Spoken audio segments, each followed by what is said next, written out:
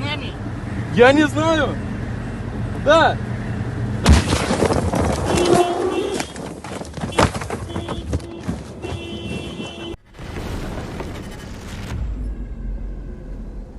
Hi guys, it's Seth. Welcome back to Warthog Defense. A massive Russian offensive must be just days away. Up to 160,000 troops are reportedly massed along the front, and Ukrainian forces are bracing for a summer assault on multiple axes. If launched, this could be Russia's biggest push of the year and a major test for Ukrainian defenses. Russia is thought to be days or weeks away from surging into a heightened summer offensive, perhaps using the 160,000 troops Ukrainian officials have said are amassing near their front lines. But in the past 2 weeks, Russia has also made small but vital advances, placing its forces in a better position to cut off Ukrainian troops in 3 key towns: Pokrovsk, Kostiantynivka and Kupiansk, on the eastern front line. The Kremlin appeared unperturbed by the new Trump deadline. Foreign Minister Sergei Lavrov saying on Tuesday, 50 days, it used to be 24 hours, it used to be 100 days, we've been through all of this. A Ukrainian commander who goes by the call sign The Musician and has led a drone company near Pokrovsk since October told CNN the Russian offensive had been underway for some time. It has probably not reached its peak yet, he said, but they have been advancing for some time and are doing so quite successfully. The Russian military telegram channel Voenaya Kronika, which translates to Military Chronicle, said the ambition was for Pokrovsk to fall like Avdiivka and Bakhmut before it, with successive flank isolation, pressure on supply lines and frontal stagnation after strategic exhaustion. Deep State's mapping also shows advances towards Kostiantynivka, another key hub in the east, which Russia has swiftly approached in the past 2 weeks from the southeast and southwest, and which is now relentlessly hit by attack drones. Ukrainian blogger and serviceman Stanislav Bunyatov, who goes by the call sign Osman, wrote that the advances bring Moscow's forces further into the Dnipropetrovsk region, an area not originally part of Putin's territorial goals. The daily clashes leave 70 to 90% of the enemy's personnel and equipment destroyed, but the enemy is advancing, and everyone understands why, Osman wrote. Misleading reports from Ukrainian commanders to their superiors were hampering their defense, Deep State posted on Wednesday. A big part of the enemy's success is the lies in reports from the field about the real state of affairs, which makes it hard to assess risks and respond to changes in the situation from above. This is a huge problem that has catastrophic consequences. Lies will destroy us all. The post highlighted the area to the south of Pokrovsk as particularly vulnerable to this internal Ukrainian failing. Border guards from the Phoenix unit destroyed a tank, D-20 howitzer shelter, UAZ loaf, truck, motorcycle, and Russian personnel. The Phoenix unit is an elite formation within Ukraine's border guard service, trained for rapid high-impact operations along frontline zones. Known for their skill in reconnaissance precision strikes, they recently carried out a devastating attack on Russian forces. In this operation, they destroyed a Russian tank, howitzer, an artillery piece capable of long-range bombardment, a fortified shelter, a UAZ loaf, a common troop transport vehicle, a logistics truck and a motorcycle, while also neutralizing several enemy personnel.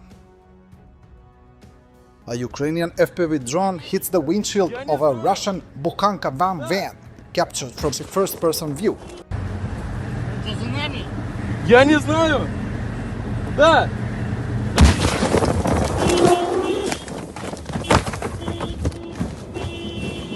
Well, we negotiated with them hundreds of times, and every time they violated it, says the commander of the Chechen Sheikh Mansour battalion, which is fighting on Ukrainian side.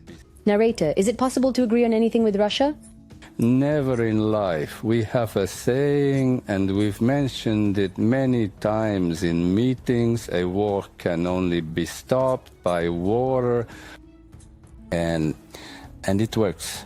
Today, when Russia is offered a truce negotiations to somehow resolve the issue humanely, they take it as weakness, as cowardice, that the opponent is scared and can be pressured. You have to talk and act with them on equal terms. If they get a good hit on the head, then they will start listening, and you can talk to them about something. But to negotiate with them like that, we have negotiated with them hundreds of times, and every time they broke it. And the whole world knows what an agreement with Russia means. We had an agreement after the first war with their president Yeltsin, our president Maskadov. They concluded agreements at the negotiating table, signed and recognized each other, and what happened, we see it again. Therefore, it does not mean that we desire war or want to fight endlessly. No, we also wanted to live independently at home. We have a small territory, a small republic, but nevertheless, we had everything we needed, and we would have lived peacefully, not bothering anyone, but they didn't let us, and they won't let others either. This is Russia's illness. Ukrainian troops near Orikhiv captured the moment of another Russian war crime. A Russian soldier attempting to surrender was shot dead by his comrade after failing to tie him up. According to Colonel Vladislav Voloshin's spokesperson for Southern Defense Forces, this is not an isolated case. Intelligence suggests Russia has formed foreign manned units where mercenaries are ordered to zero out anyone trying to surrender. Russia kept putting out new stories, new narratives, and they put out 5, 10, 15, 20 different stories, basically just to muddy the waters. NATO's former leading expert on strategic communications, Mark Leahy, revealed how Russia manipulates one of its most powerful weapons, disinformation, to dodge responsibility, citing the example of passenger flight MH17, which was shot down over Ukraine by Russia. If an opponent is prepared to lie, then trying to deal with them tactically, issue by issue, will always fail. So if you take an example, the shooting down the Malaysian airline over Ukraine, or the shooting down, or the attempted killing of the Russian defector in Britain, in Salisbury, the Salisbury poisonings. As the truth became out, what the Russians did was they kept putting out new stories, new narratives, and they put out 5, 10, 15, 20 different stories, basically just to muddy the waters. And this is a deliberate tactic. If you can't get people to believe you, get them to not believe anyone. And Hannah Arendt, a notable theorist about totalitarianism, highlighted that the people most susceptible to totalitarian control are those who are confused and don't know the difference between true and false. So one of the things the Russians have done is they flood the zone with confusing stories. So people say, I don't know what to believe, so to hell with it. So how do you overcome that? Well, you don't overcome it tactically. The truth about the Malaysian airliner shootdown is harder to prove than to just make up another lie. You can always lie faster than you can correct the lie. Russia. A general was convicted of embezzling almost $300,000, linked to the construction of the Patriot Park and the well-known Russian Armed Forces Cathedral. According to Russian media reports, the Odintsovo Garrison Military Court sentenced Vladimir Shesterov, former deputy head of the main directorate for innovative development at the Russian Ministry of Defense, to 6 years in a general regime penal colony and imposed a fine. A judge, Alexei Korostyliov, read the verdict, stating, by partially merging the sentences, he is to serve a total term of 6 years imprisonment in a general regime penal colony and paid a fine of $6,000. The court also ordered Shesterov to pay over $300,000, $100,000 to the Ministry of Defense, and more than $76,000 to the Patriot Park. He was stripped of his rank as Reserve Major General. The the For Merit to the Fatherland medals of the first and second degrees, as well as departmental awards. Additionally, he was banned from holding leadership positions in government bodies and local self-government for 2 years following the completion of his sentence. The court seized Shesterov's vehicles, a Skoda Karoq, Nissan Qashqai Volkswagen and a Peugeot belonging to his ex-wife. However, the court did not take action regarding the defendant's Harley-Davidson motorcycle. Media outlet reporters noted from the courtroom that Shesterov had pleaded with the court not to impose a real prison sentence and not to strip him of his military rank. Also accused in the case are the former director of the Patriot Park, Vyacheslav Akhmedov, and former Deputy Minister of Defense of Russia, Pavel Popov. According to the prosecution, between 2022 and 2024, the defendants submitted false information regarding the completion of construction work at Patriot and embezzled a lot of money. As a result, the losses suffered by the Russian Ministry of Defense were classified as especially large.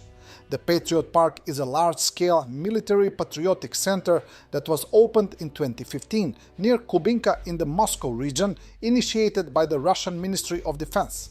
Its creation was promoted as a response to Western military exhibitions and centers, while also aiming to foster patriotism among citizens, especially the youth. The construction of the park was accompanied by extensive propaganda. However, over the years, numerous scandals emerged around the project related to finances, corruption, and ideological content. One particularly notable controversy involved the construction of the main cathedral of the Russian Armed Forces. Mosaics inside the cathedral featured images of Vladimir Putin, Defense Minister Sergei Shoigu, and Joseph Stalin, which were later removed following public outcry. One of the largest corruption scandals involved Lieutenant General Yuri Sadovenko, the Deputy Minister of Defense, who was accused of massive embezzlement during the construction of the park's facilities. According to the investigation, he organized schemes involving fictitious contracts, inflated costs, and kickbacks to contractors. Thanks for watching, and don't forget to subscribe. Also, if you want to support Warthog Defense, please become our member and get early access to new videos, exclusive members-only videos, and become administrator in comment section. The membership link is in the description. Every day. We had a guy last week, it's 6 rescues in 6 days. You know, he's doing the job every day.